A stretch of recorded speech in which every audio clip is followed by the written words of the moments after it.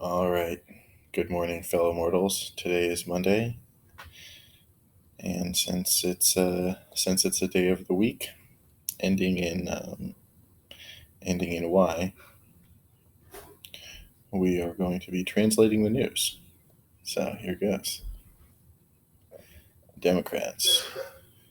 What are those pesky old Democrats up to? Let's see here.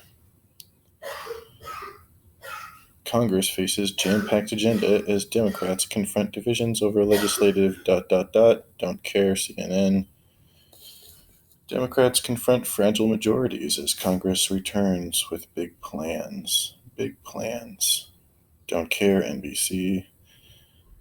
Biden faces pressure from Pelosi, Sanders over whether to double down on Obamacare. Mildly interesting, Washington Post.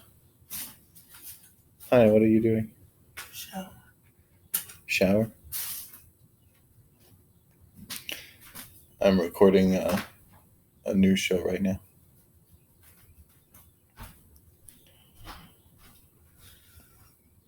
Let's see here.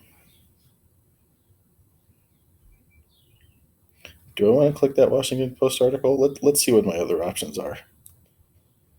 538. Ooh, I like 538. Those fuckers.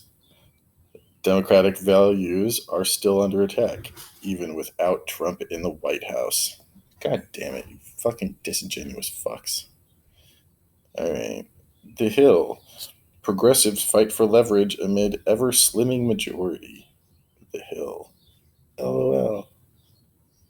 LOL. First of all, what kind of narcissistic asshole puts the name of their thing in the title of their thing when the fucking title is right above it in bold? Like, you literally your logo is on top of it. You still need to put your name, the name of your publication, in the title of your article too at the end. Seems like overkill, but whatever. Moving on. Let's see. Democrats tie infrastructure package to unionization push. Shit is boring, yo. This is why I don't vote for Democrats. Nearly 40% of Marines decline COVID-19 vaccine, prompting some Democrats to urge blah blah blah, or ... to be specific, and that's Yahoo News, so fuck clicking that link. Let's see. Anchorage Daily News. Interesting. Well, sounds like a local something or other. Democrats and Republicans stay quiet as lone legal challenge advances against who?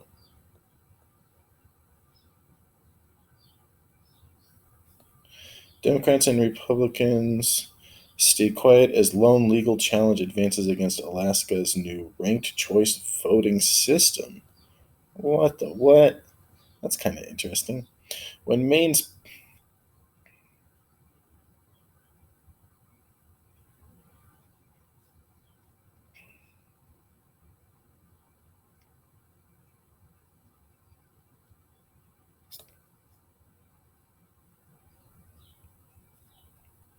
when Maine's pioneering attempt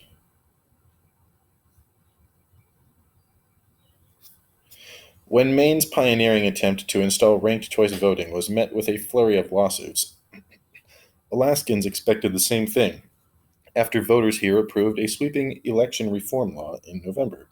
So far, that hasn't happened. Only a single lawsuit has been filed in state court to block implementation of the state's new election system, approved as Ballot Measure 2, and no challenges have been filed in federal court. Alaska's first election under the new system is more than a year away, but one candidate has already begun a campaign to challenge incumbent U.S. Senator Lisa Murkowski. Until that lawsuit is resolved, voters and candidates won't know the rules for the state's election. The state's Republican and Democratic parties have stayed out of the legal fight, and experts suggest that internal party politics and the expense of a lawsuit has kept them away. The lone case was brought by the chairman of the Alaskan Independence Party and a libertarian candidate for the state legislature. Quote, I would have expected by now to pick up 2, 3, 4 well-financed parties attacking this thing.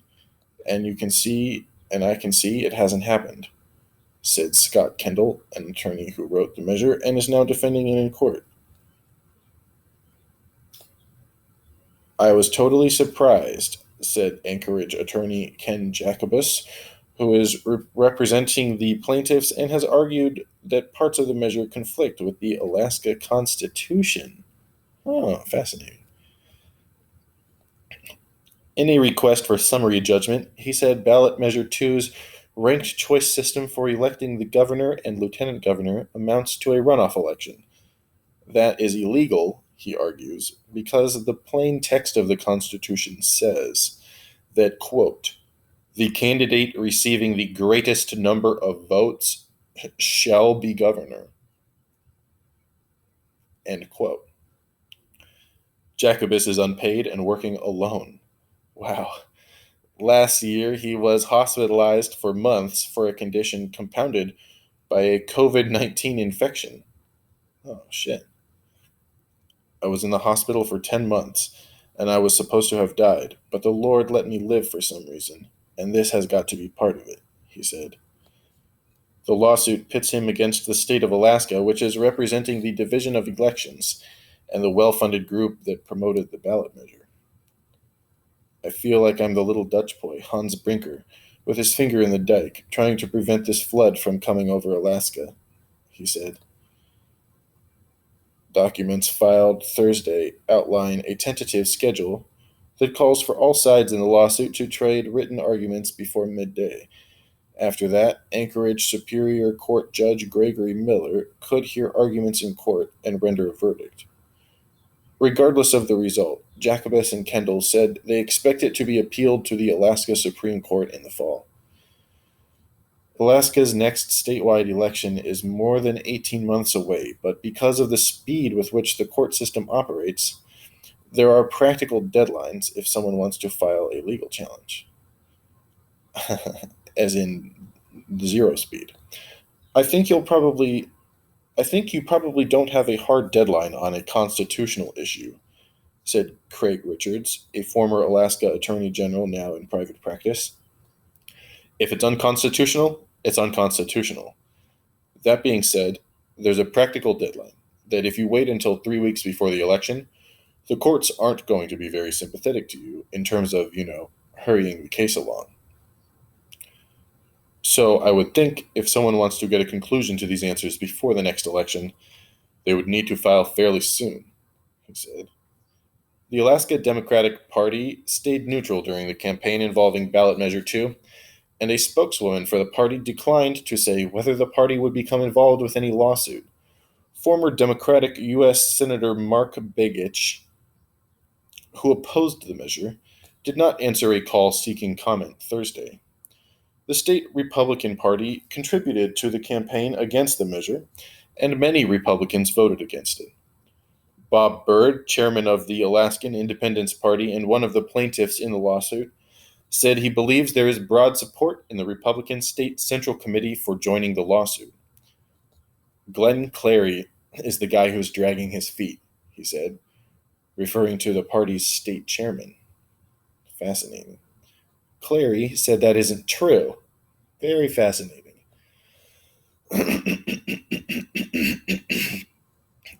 Clary. No decisions have yet been made. The party is considering all of its options. What doublespeak, motherfucker. Sounds like bullshit to me. Mark Hellenthal, a longtime Alaska political consultant, suggested that funding issues and internal Republican divides are contributing to a lack of action by party leaders. Whoever wants to litigate has got to bring their checkbook, he said. Clary said, if the party decides legal action is the right course, resources will not be an obstacle. LOL. LOL. Everyone contradicting everyone.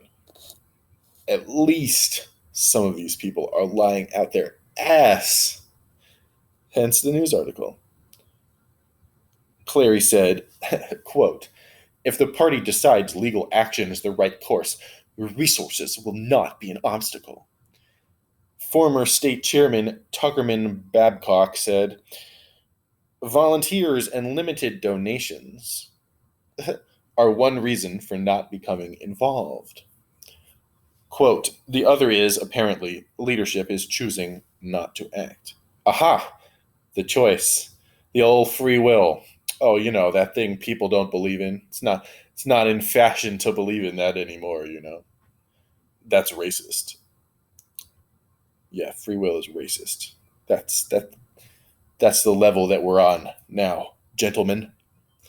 Next year, Republican U.S. Senator Lisa Murkowski will be challenged by former State Administration Commissioner Kelly Tshibaka, another Republican. Other candidates are expected to enter the race. Tshibaka is more conservative than Murkowski, giving her a potential advantage during a primary election in which only Republicans and independents would decide the winner. In 2010, conservative Joe Miller defeated Murkowski in such a primary. Murkowski returned as a write-in candidate during the general election and won. LOL. Murkowski is a badass.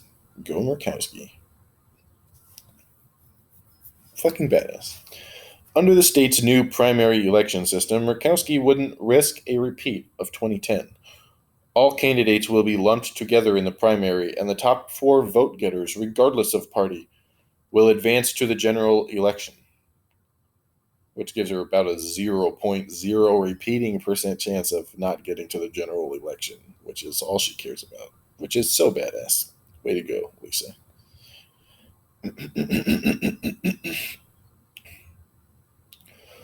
All candidates will be lumped together in the primary, and the top 4 vote-getters, regardless of party, will advance to the general election. And by the way, just for any of you California motherfuckers out there, any of my fellow California motherfuckers out there that might ever watch this, yes, I do believe that I could easily win in the California jungle primary as a conservative.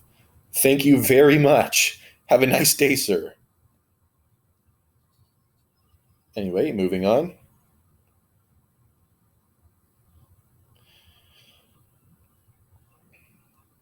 Murkowski has broad name recognition in Alaska, and the ballot measure 2 approach could be favorable to her in the new top 4 primary, Hellenthal said. Quote, it's pretty obvious. If you want to get Lisa out of the race, the best way to do it is to rescind Prop 2, he said. Randy Roydrick is a former state chairman of the Alaska Republican Party and treasurer of Tshibaka's campaign.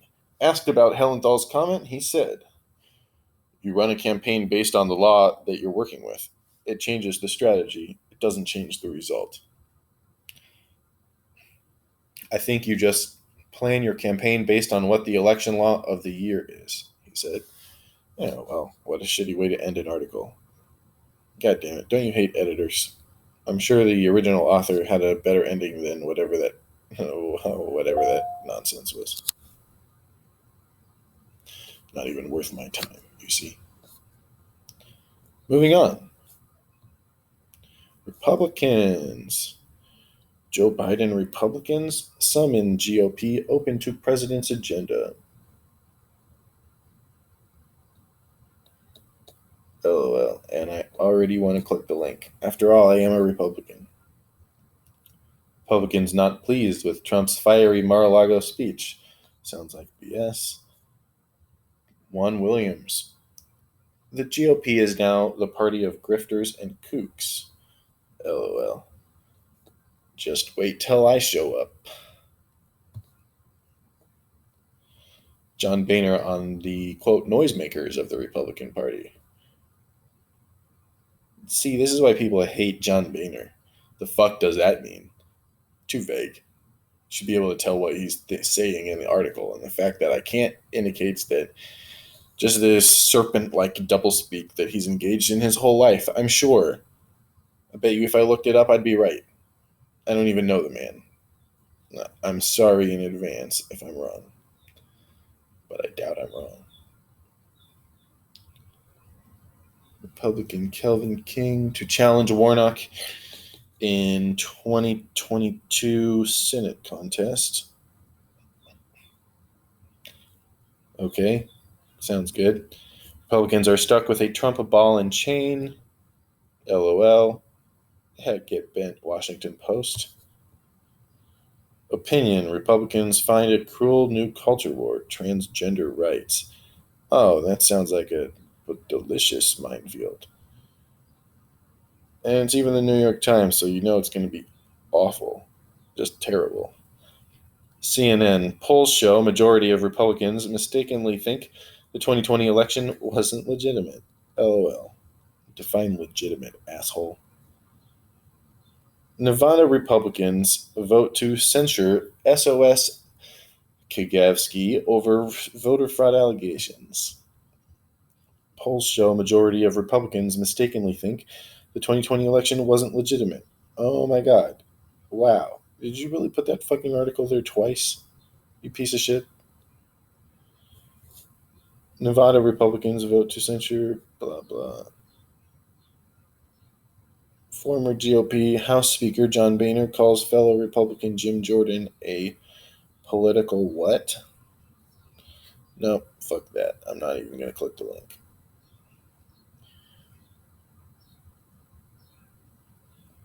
Okay.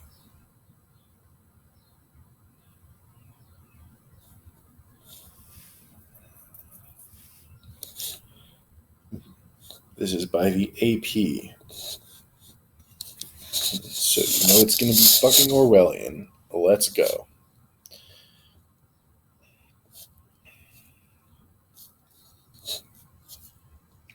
Biden Republicans, some in GOP open to president's agenda. Just look at that cuck. God damn. God damn it. God damn it. Just look at him. He's sitting there going, "What did I do?" Gag me with a spoon, bro. Jay Copan doesn't hide his disregard for the modern Republican Party. Well, guess what, buddy? I don't hide my disregard for you either. And I bet you, if you took 3 seconds to get to know me, you would bow down and apologize and quit your life as a political operative, or at least convert. But, we'll see. See what happens. Jay Copan doesn't hide his disregard for the modern Republican Party. A solid Republican voter for the past 4 decades, the 69-year-old quickly regretted casting his 2016 ballot for Donald Trump. When Trump was up for re-election last year, Copan appeared on roadside billboards across North Carolina, urging other Republicans to back Democratic rival Joe Biden. Nearly 3 months into the new administration, Copan considers himself a, quote, Biden Republican, whatever the hell that means. Relieved by new president's calmer leadership style, and coronavirus vaccine distribution efforts, Copan is the type of voter Biden is counting on as he pushes on an agenda that's almost universally opposed by Republicans in Washington. Yeah, unlike rhinos, like this guy. As Biden meets Monday with a bipartisan group of lawmakers to discuss his massive infrastructure plan, he's betting that the GOP's elected leaders are making a political miscalculation. The party's base remains overwhelmingly loyal to Trump. Hello, that's me. But Biden believes that Republican leaders are overlooking everyday Americans eager for compromise and action. LOL. Yeah, we don't want compromise, right? Come ask me if I want compromise. Oh, wait, you don't want to do that because you don't want compromise, right? So stop projecting. But Biden believes that Republican leaders are overlooking everyday Americans eager for compromise and action. The question is whether there are enough Republicans like Copan. I really want there to be a good two-party system, said Copan, a former senior officer with the American Gas Association. His vote for Biden for president, puke, was his first for a Democrat since Jimmy Carter in 1976, but probably won't be his last. I think there's a lot of people like me out there, he said. The ranks of Republican crossovers may be smaller than he would expect. Only 8% of Republicans voted Democratic in November's presidential race, according to AP Votecast, a survey of the electorate nationwide. If there's any Republicans voting for Biden, they were not voting for Biden, they're just never Trumpers, said Philip Stevens, a former Democrat who is now Republican vice chairman in Robeson County, about 90 miles south of Raleigh. The county twice voted for Barack Obama, but went for Trump in 2016 and again last year. Good for them. In Biden's early months, Stevens sees the president catering more to the left than to conservative Democratic voters.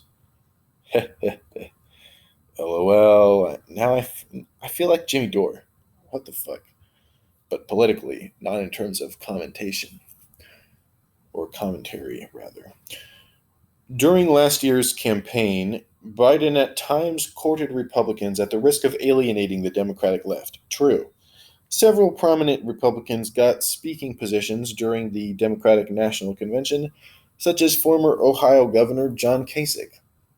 A number of Republican groups also openly backed Biden. Republican voters against Trump spent $2 million on billboards in swing states, featuring Republicans opposed to re-electing their own party's president.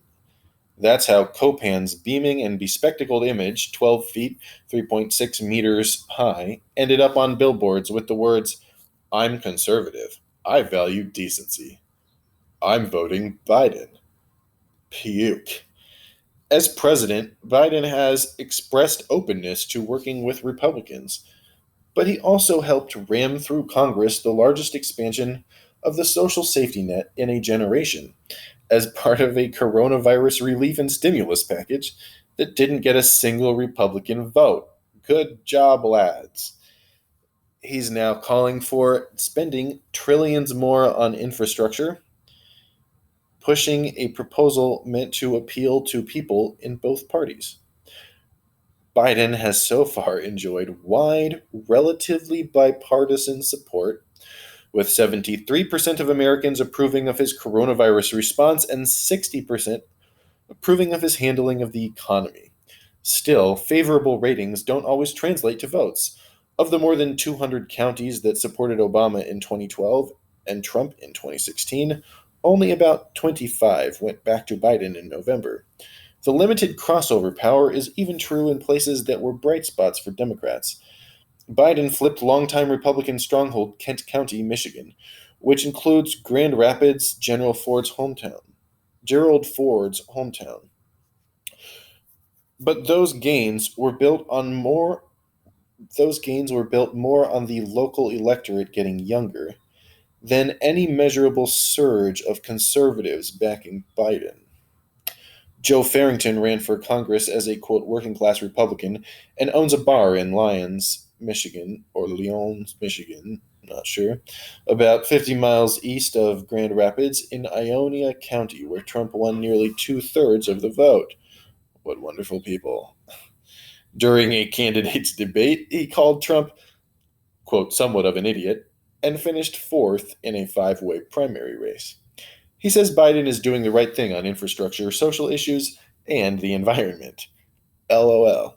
Still, Farrington said he'll remain loyal to the Republican Party, whatever he thinks loyalty fucking means. That's ridiculous. Farrington said he'll remain loyal to the Republican Party, even if he runs for Congress again in 2022 in opposition to much of what it stands for. We need to change it from within, he says. LOL. Go be a Democrat, loser. Scott Kerry, former general counsel of the Tennessee Republican Party, wrote an op-ed in October saying he was voting for Biden. He's been mostly satisfied so far, but not about to become a born-again Democrat. He worries about tax increases and government overreach. I don't see myself becoming a big Harris, or certainly a Bernie fan, or anything like that, Kerry said of Vice President Kamala Harris and liberal Senator Bernie Sanders. If Biden decides not to seek a second term in 2024, Kerry said, he'll be more excited about Republicans, including, quote, some governors I've never even heard of who would step up post Trump and bring us back to sound governing policies. More Orwellian doublespeak. No actual meaning. Others, though, say they've left the GOP for good. Tisk tisk. Tom Rawls is an ex-Republican county supervisor in Maricopa County, which includes Phoenix, and was critical in Biden carrying swing state Arizona. After voting for Biden, Rawls registered as a Democrat. LOL. I'd rather fight philosophically within the Democratic Party than I would for character in the Republican Party. LOL. LOL. Because there's none there, said Rawls. He's 71. Okay. And said he doesn't expect the GOP to return to principles he can support in his lifetime. Well, unfortunately, that's probably correct. I say unfortunately because I don't want anyone to die ever. Rawls and his wife spent months before the election sitting in their driveway along a busy suburban Phoenix road, hoisting Biden signs for 4 hours a day. Some drivers stopped to chat or offer water. Others made rude gestures or screamed that they were interlopers from fiercely blue California. Some people would yell, "Go home," Rawls recalls. And we'd say, "We're in our driveway. Where do you want us to go?" And that's the end of the article. Well, that was a cute article. It was just as Orwellian as I thought it was going to be. But oh well. I guess that's the way the cookie crumbles, right? Let's see here.